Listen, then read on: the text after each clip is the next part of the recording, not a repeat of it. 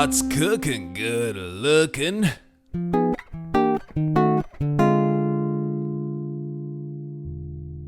Hello, I'm Tyrone. Like your shoelaces, you tie your own. In today's episode, we're looking at beef ribs. Masterchef finale of Australia a couple of months back. They had a challenge to create an amazing meal for 40 people within the space of 4 hours. The young lady who won it, Emilia, she created beef ribs, for which she boiled them in a pressure cooker for an hour and a half. I quite like beef ribs. They're a delicious cut of meat. But an hour and a half? Really? I suppose necessity means that you only had that amount of time. But it did raise the question for me, what if you had unlimited time to do Emelia's Masterchef Australia 2020 finale beef short rib dish? Well, that's what I'm showing you today.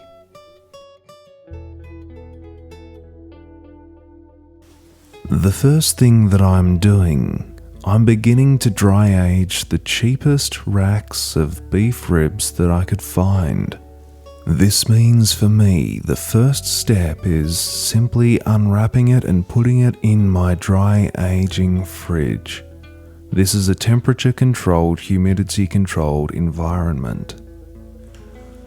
Day 43, 7 days until I'm serving this. Today I begin to make the beef stock and the veal juice. This here is the veal juice. I'm caramelizing the leeks, the carrots and the onions along with the veal bones in my offset smoker. This is the dry aged beef rib after 43 days. I'm using this to layer flavors in the pepper sauce. If you've ever tried dry-aged products before, you'll know that they have a very distinctive flavor, and given that time, it allows the flavors to develop and become more complex. I'm doing both of these, the veal juice and the beef stock, at once. It's always a good idea when adding tomatoes to kind of remove their bitterness by roasting it a little bit first.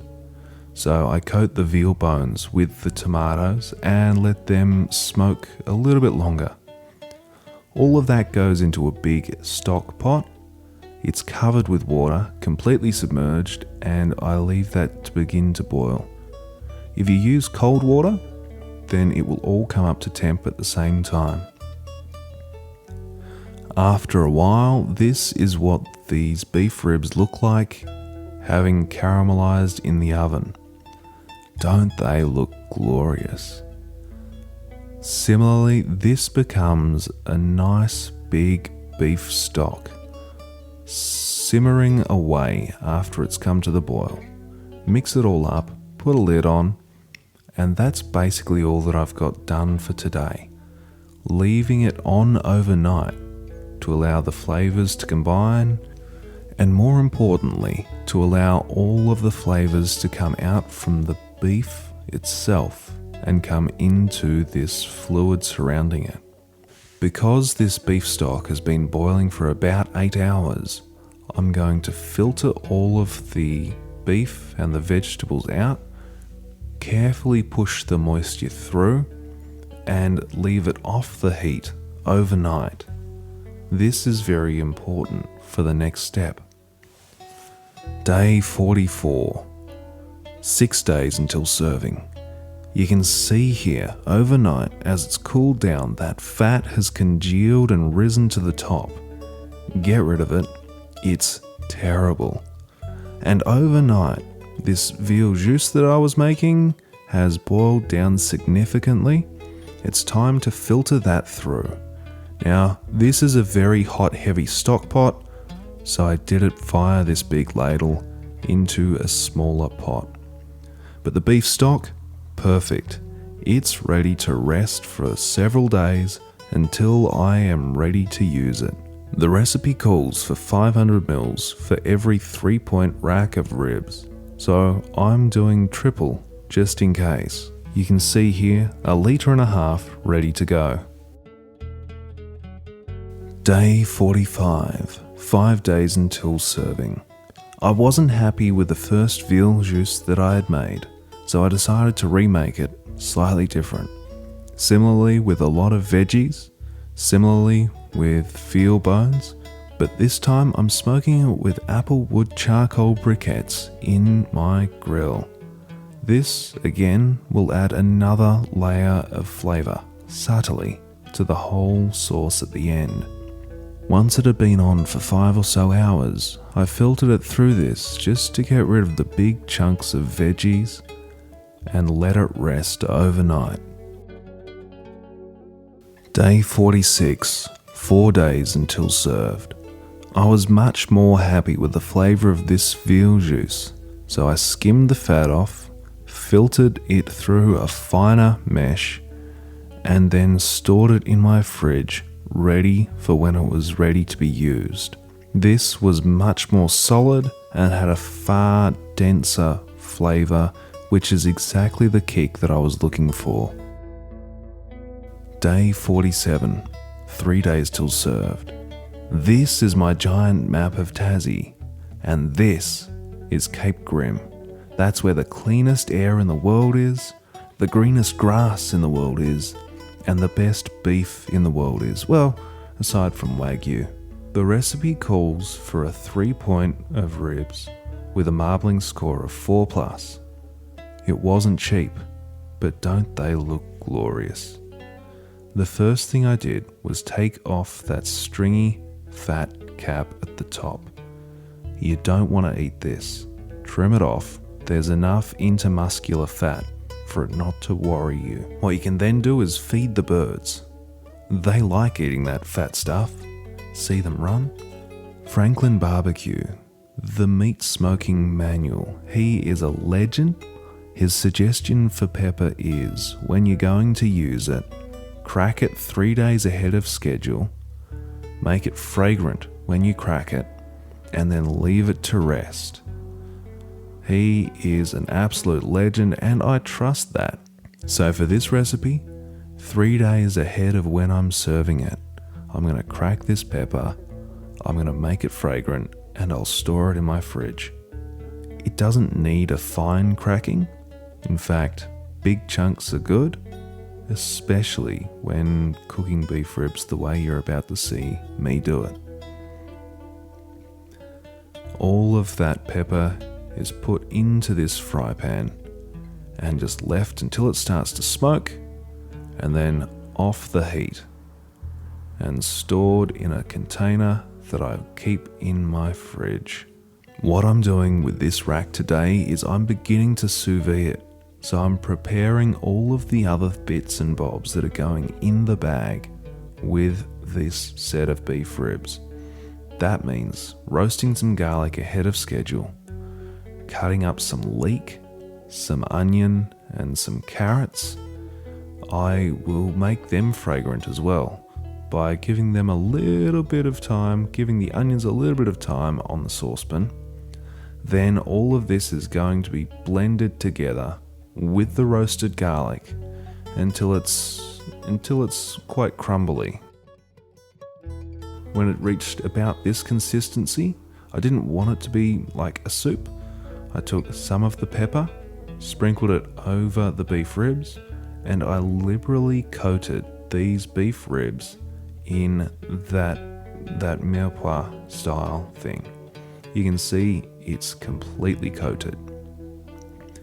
Into the bag for the sous vide, I've measured out 500 mils of this beef stock that we created earlier in the week, and that too will be going into the bag.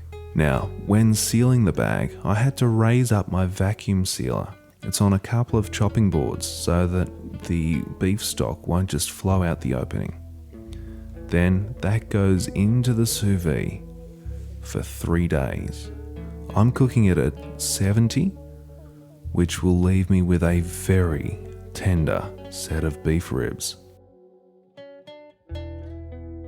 Before creating this, I'd never even come across panko breadcrumbs. So I did a quick search and discovered that panko breadcrumbs are very easy to make. But as with everything, it turns out you don't make panko breadcrumbs out of bread. You need a very special method for cooking that bread. So me making sourdough bread here over the next day and a half is entirely irrelevant. It's not making panko breadcrumbs. Instead, I bought them from the shop. Day 49, one day until it's served. This second rack of ribs I will be smoking. It's going to be a big smoke. It's going to be an early smoke. So I'm spicing it up ahead of time. I'm putting the cracked pepper from a few days earlier over the top, rubbing that in on all edges and across the top to about that consistency.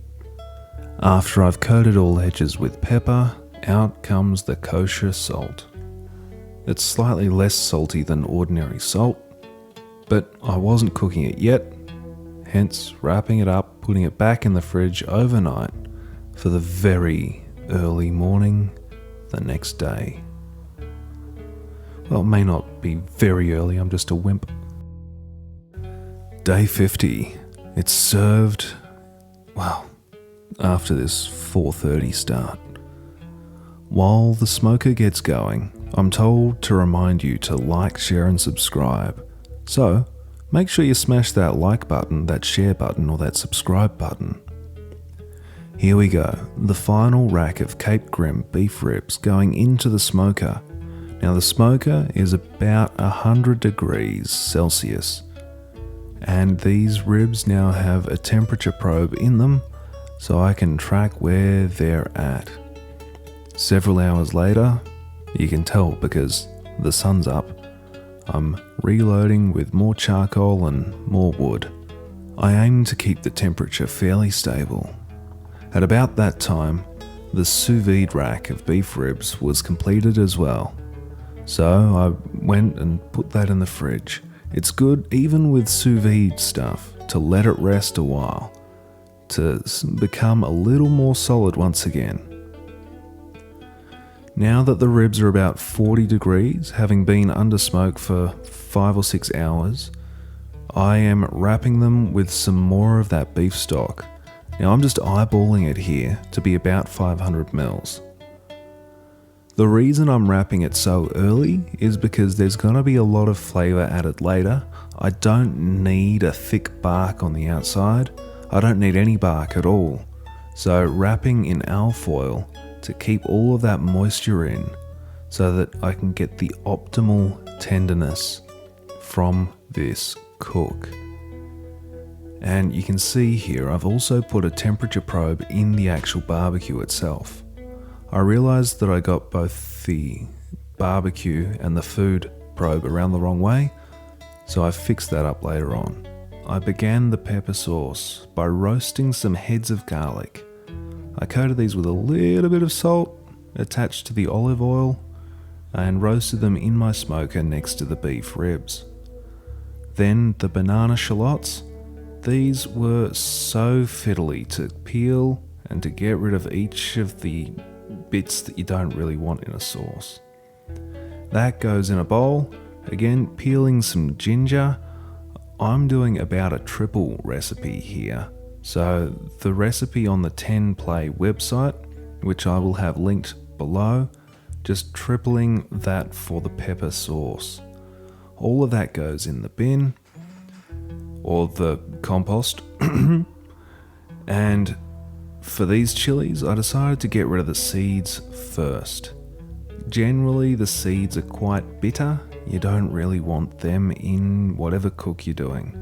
So they're all out. And you can see I had to wash my hands after that like an absolute madman. Imagine someone with the plague had just sneezed on you. That's how much you need to wash your hands. Fortunately, I didn't need to slice this really fine because that's what the mincer, chopper, magic mixer is for. That brought the consistency right down. I put that on the stove to make it a little bit fragrant, and then into a stock pot, to which I added white soy sauce, Madeira Worcestershire sauce and vinegar, but white soy sauce.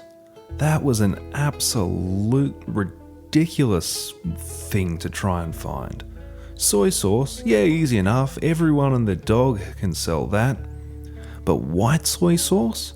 I went to 8 different Asian shops around town saying white soy sauce, to be met with dumb looks. You mean light soy sauce? No, white soy sauce. For the sake of 100 mils. Like, well, I guess if you have it, you've got it. So I found it and used it. Mixing that with the other ingredients to provide the fluid for this pepper sauce, that all went into that same fry pan to deglaze it, to get all of the little chunks from the shallots, from the pepper, and from the ginger back into that sauce. That's going to be brilliant caramelization that I, for one, was keen to get inside me, or over my taste buds at least. Sprinkled over the top, that pepper gets... that's a complete sentence, I'm going to use it. Mix it then in, and you remember the veal juice that we made? This is how it's turned out, a solid brick of delish, and the rest of the beef stock goes in. Mixing that through, I was happy to let that simmer for a little bit, and then, opening up the sous-vide bag, that beef stock goes in as well. This is one of the things that you should pay a little bit of attention to because those chunkies like gravity and they settle at the bottom. Oh yeah, garlic, that's been roasting for a while. That can get minced up in a mincer and put in as well. It's a spice grinder. It didn't grind as much as I'd hoped, so I then put it through a potato ricer and mixed it in. And then let it simmer for a couple of hours before straining it. Since the sous vide beef ribs are now out, we might as well begin to do something with them. So you can see how tender these are by the way the bones just fall out. All of that mirepoix style thing has come off the top very easily. That'll be used in something delicious. Taking the bones off, I'm going to wrap this beef back up tight and put it back in the fridge. Those bones, I'll make a bone broth out of a little bit later, because they're full of goodies as well. The next part of the recipe is creating the crumbed onion to then deep fry these beef ribs in towards the end. To do that, simply slice onions into little bits. Well, that's how I did it. Sliced a bunch of onions into little bits. Put them all in my bowl. I feel like it's important to put all of this footage in because slicing onions takes a lot of time. There we go, all of those onions are done into that bowl, then mixed in with a bunch of plain flour. Toss that, and then deep fry them for a little bit. Now the thing about these onions is you don't want to deep fry them too long, just enough for them to crisp up a little bit. They don't need to turn a deep golden brown colour, they just need to slightly change colour, because at the end you will be deep frying them again as they coat the beef ribs. If you cook them too much here, then you won't get enough time to deep fry and somewhat heat the ribs again. After they were done sufficiently, you can still see how they're a little bit crispy but translucent. That was tipped out onto some paper towel. By this stage it was nearing on 4 o'clock in the afternoon, and the beef ribs had finally hit 91 degrees internal temperature, which means they are ready to come off. I put them in an esky slightly too big and left the temperature probe in, then put the lid on this cooler and let them rest. This is just as important as the cook. If you cut them open too soon, you're in for a bad time. Then I started on the onion rings, the sour onion rings. These get sliced to be moderately thick. They're about 1 centimetre each, and make sure that you maintain the full ring when you do this. They get put into an oven tray, sprinkled with caster sugar, with a dollop of butter put on each of them, and then coated so that they are swimming in some sherry vinegar. Now, the recipe calls for a very specific amount, from which I've forgotten, probably about 250 mils. You need to completely coat them. Or not. I then covered it in alfoil, and a little bit later I put it in the oven, but for the sake of continuity, they went into the oven there. This is my first time dealing with celeriac, or celeriac. I don't know how you pronounce it, I've only seen it written. Although I think the original Masterchef show may have said it. To deal with them, slice them into nice big chunks and put them into a fry pan. These will be simmered away in some milk for as long as it takes to tenderize them. Again, this will be a little bit disjointed for the sake of continuity. I did this in the background while doing a few other things, because it was nearing time to eat. Onto the heat they went. Now you remember that onion that we deep fried earlier? We're gonna obliterate that into much smaller bits and put that into a big bowl. Remember those panko breadcrumbs that we didn't make? Yeah, these are the ones that I bought. That's being mixed in with the onions. Toss that to get a nice, good, even mix throughout. Then beef ribs, here we go. We're slicing these into 6 bits each. I've got 6 people coming for dinner, so everyone gets 1 of each type of these beef ribs on their plate. The eggs go into a bowl and whisk those like an absolute maniac. Imagine you're being electrocuted by something that electrocutes you very quickly. Just shake your arm back and forth. Once that's done, the beef gets dropped into some flour, coated in flour, dropped into those eggs, coated in eggs, and then put in those breadcrumbs and onion mix, and then straight into the thing for the deep fryer. Then slowly submerge that into the deep fryer. While that's going, the smoked ribs have cooled sufficiently. They're down to, well, a nice good temperature. I'm keeping that stock for a later cook. It's gonna be good. And get ready to see these smoked beef ribs. Don't they just look good? Are they tender? Heck yes, they're tender. You can see the bones are fairly loose as is. And wow, they have been smoked well. I am amazing, if I do say so myself, which I do. Slicing them off the bones, again slicing this rack of ribs into 6 and getting rid of the pellicle from the underside. Same process, they each get dipped in flour, dipped in eggs, dipped in breadcrumbs. About that time, this first deep fried set of beef ribs were done, and I'm putting them to one side of the chopping board so that when I've done these smoked beef ribs, I know which is which. These coated beef ribs then get thrown in the deep fryer as well, until they turn a nice golden brown colour. Just crisp up that skin a bit more. Sorry about the disjointedness here. Again with the celeriac, I'm chopping up some butter and putting that over in the magic mixer. It's been a bit of time now, so I'm filtering out that milk, and these celeriac chunks are quite tender as is. They're being taken over and put in that mixer to be absolutely obliterated with that butter. You want a nice, silky, smooth texture by the end of this obliteration. So I left it going for a couple of minutes in the background. Once that was done, I took that back over to the big pot that I had, put in that fine mesh, and pushed it through. This just aided that super silkiness.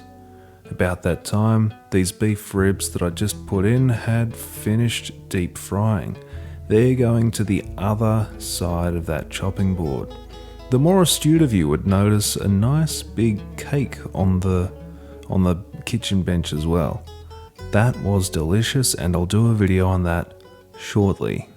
Smash that subscribe button so you make sure you don't miss that video. After dealing with the deep fried smoked beef ribs, I came back over to the celeriac and finished pushing it through the mesh, and I was happy to leave it there for the time being. Then I was ready to finish the pepper sauce. That had been simmering away all day, and it had reduced significantly. I added a cup of cream, whisked that through, then added the remaining pepper, and it was good to go. Well, I let it heat back up after that cream had cooled it down. Now it's time for it to all come together at the end of these 50 days. I put the 6 plates out on the bench and cleared the bench from all other unnecessary odds and ends and knickknacks and ends that are odd. Out came the sour onion from the oven, and I plated that up, careful to make sure that each sour onion maintained its shape. This was, despite what it looks like, cooked through completely. It hadn't crisped up, but I didn't need it to. And for the sake of bench space, that just got put back in the oven.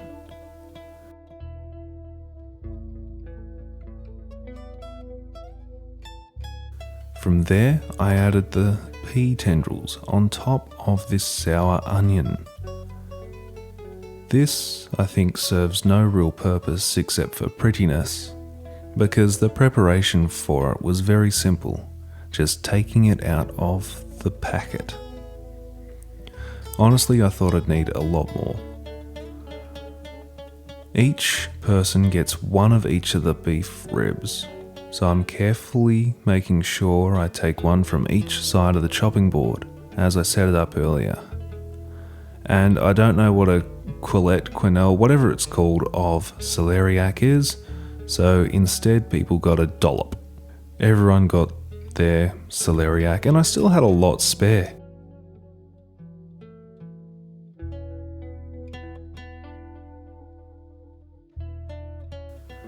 On top of these beef ribs, that pepper sauce, the hot pepper sauce, was then liberally, generously ladled over.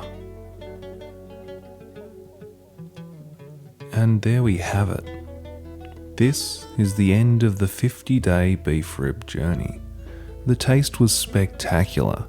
The ribs were each done to perfection, because I'm amazing. And I'd practiced doing the ribs a couple of times with less significant pieces of meat.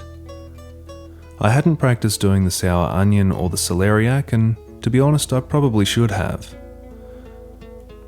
When I cut it open, this is what I was greeted with. The smoked beef rib was the one on the right. The sous-vide was the one on the left. Each was full of flavour, and each was delicious. I certainly preferred the smoked one. Sure, you could do this in 4 hours as they did on Masterchef. Or, well, I'm not saying you need to spend 50 days doing it, but even that little bit of dry-aged flavour did come through in the pepper sauce.